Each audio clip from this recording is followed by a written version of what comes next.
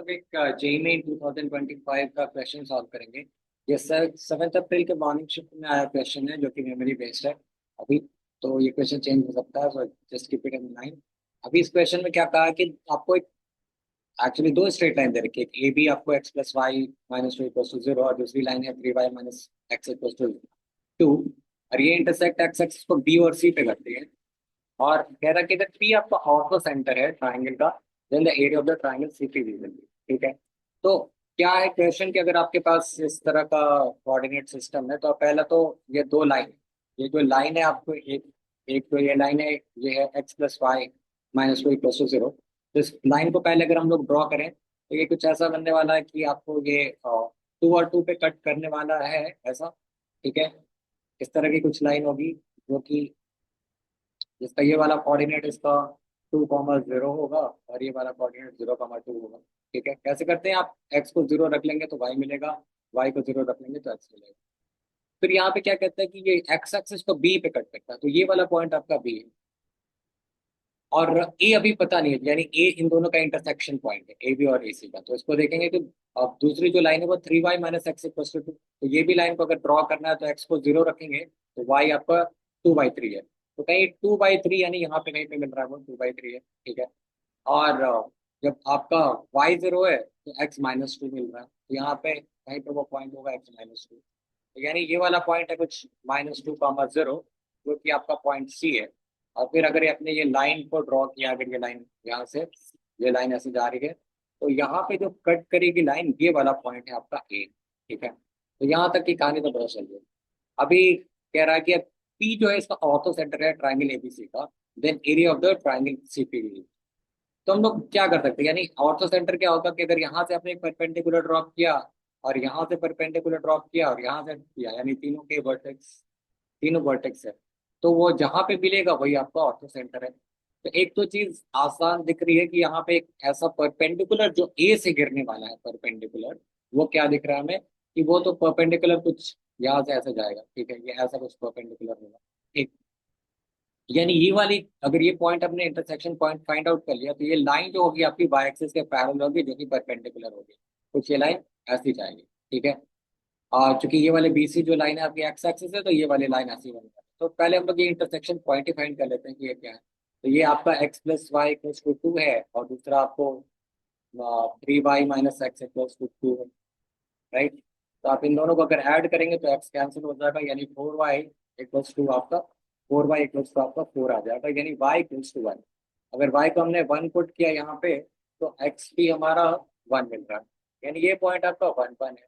यानी ये जो लाइन है बेसिकली ये आपको x इक्वल्स टू 1 की लाइन है, यानी यही जो होगी परपेंडिकुलर। अगर हमने दूसरा परपेंडिकुलर ले लिया कहीं से भी, यहाँ से इस लाइन से जो इस पे परपेंडिकुलर हो, तो आपको क्या मिल जाएगा, एक और भी दूसरा वाला परपेंडिकुलर मिल जाएगा। फिर जहाँ पे दोनों लाइन कट करेगी वो लाइन आपका हो जाएगा। ठीक है। वही आपका ऑर्थो सेंटर होगा। तो इसको निकालने का तरीका तो आसान है आगे, यानी ये जो परपेंडिकुलर होगा वो इस लाइन के ऊपर परपेंडिकुलर होने वाली है और उसको गुजरना है 2 0 से। तो हम लोग क्या कर ले कि इस लाइन का जो इक्वेशन है उसका परपेंडिकुलर का इक्वेशन लिख ले। यानी हमें पता है कि इस पे आप कोएफिशिएंट को इंटरचेंज करेंगे, यानी 3y minus x equal to two. इस लाइन के ऊपर जो परपेंडिकुलर होने वाली लाइन है वो क्या होने वाली है, line y plus 3x equal to C. तो ये तो हमें पता है कि हमने ऐसे कोएफिशिएंट को इंटरचेंज किया और साइन एक्सचेंज किया, तो ये हमें परपेंडिकुलर लाइन की इक्वेशन मिल जाएगी। और ये लाइन आपको कहाँ से पास करेगी, 2 0 से, क्योंकि ये इसके ऊपर परपेंडिकुलर है, तभी तो वो मेरा वो परपेंडिकुलर जो कट करेगा वो ऑर्थो सेंटर देगा। तो इस लाइन को 2 0 से क्रॉस करना है, तो आपने इसको क्या लिखा, y equals to 0, x equals to 2। ये आपको c की वैल्यू 6 मिल गई, यानी ये लाइन भी आपको मिल गया, यानी y plus 3x equals to 6। ये लाइन है आपका।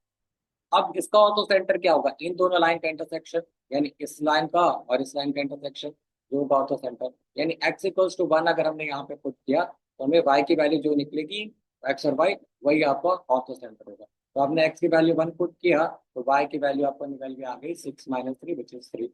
यानी जो मेरा पॉइंट जो P चाहिए था वो पॉइंट क्या निकल के आ गया, ऑर्थो सेंटर का पॉइंट हमें P जो मिला वो आपको यहाँ पे जो P मिल रहा है वो 1, एक बार फिर से ये बात समझिए ये क्या हो रहा है। ये वाला परपेंडिकुलर ये है, इस लाइन के ऊपर कोई परपेंडिकुलर है। एक्चुअली ये परपेंडिकुलर जो दिख रहा है अब ये परपेंडिकुलर कुछ उधर जाके गिरने वाला है। यानी इस लाइन के ऊपर जो परपेंडिकुलर होगा तो कुछ ऐसा जाएगा और यहाँ पे जाके ये पॉइंट कहीं पे मिलने वाला है, जो कि आपको 1,3 यहाँ पे ऐसा मिलने वाला है। ठीक है, तो ये इसमें परपेंडिकुलर है, ये इसमें परपेंडिकुलर है, यानी कि आपने वर्टेक्स से इस लाइन के ऊपर परपेंडिकुलर ड्रॉप किया, इस वर्टेक्स से इस लाइन के ऊपर परपेंडिकुलर ड्रॉप किया, और ये जहाँ पे मिलेंगे यही है आपका ऑर्थो सेंटर।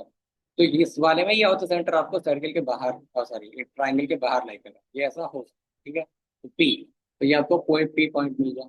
अभी बस अब इसका एरिया निकालना है, यानी ये वाला आपका ट्राइंगल बना, एरिया निकालना तो और भी आसान लिख रहा है यहाँ पे, क्योंकि ये एक ट्राइंगल ऐसा है जिसका आपको परपेंडिकुलर की हाइट पता है और बेस पता है, यानी area of the required triangle क्या हो जाएगा directly, area of the required triangle would be half into base, base is C B, into height which is quality P D, P D जो आपका हाइट है, B C जो आपकी जो ये लेंथ है वो 4 है, और पी डी जो है आपका यहाँ से 3 यूनिट का इसका हाइट है, यानी ये 2 टू द 4, यानी आपको 6 स्क्वायर यूनिट जो भी आपको आएगा वही है इसका area, and that is all for this question.